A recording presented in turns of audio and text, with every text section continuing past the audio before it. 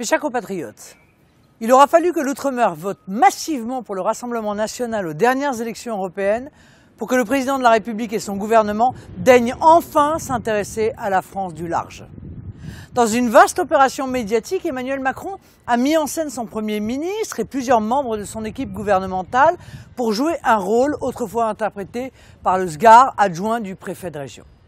Cette signature de contrat de convergence n'est ni plus ni moins que la signature d'un très classique contrat de plan État-région, rebaptisé pour l'occasion et à grand renfort de communication. Nous savons que nos compatriotes ultramarins ne sont pas dupes. Ce contrat de plan, intervenant tous les 3 ans, était déjà programmé pour couvrir la période allant jusqu'à 2023.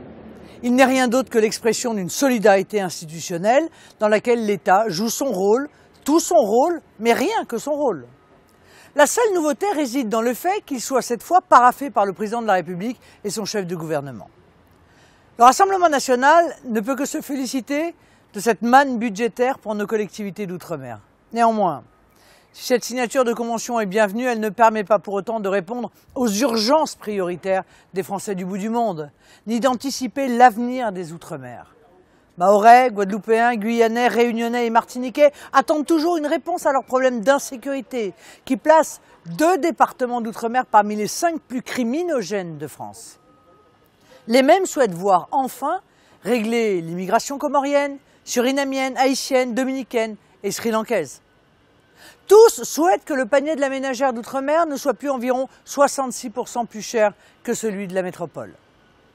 Les agriculteurs attendent que le gouvernement d'Édouard Philippe respecte ses engagements budgétaires et arbitre l'affectation de 38 millions d'euros au PLF 2020 en faveur des 7 à 8 000 emplois dans la filière canne de la Réunion, de la Martinique et de la Guadeloupe. Nos concitoyens de Polynésie attendent encore que l'on règle tout ce qui a trait au nucléaire dans le Pacifique, que ce soit le sujet inquiétant du dôme de l'île Marshall ou les indemnités des malades incommodés par les affections radio-induites. Les sylviculteurs guyanais attendent des garanties concernant les emplois de leur filière bois. Les Guadeloupéens espèrent enfin pouvoir se soigner dans un CHU digne de ce nom.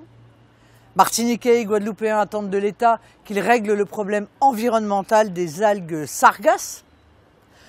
Seule une loi programme peut permettre à l'outre-mer d'avoir une visibilité pour les 20 prochaines années. Elle est là la réalité.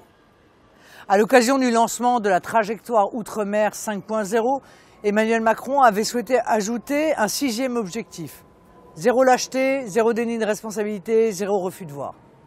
Nous lui demandons de bien vouloir mettre ses actes en conformité avec ses paroles, notamment lorsque le président comorien dénie à Mayotte son appartenance française.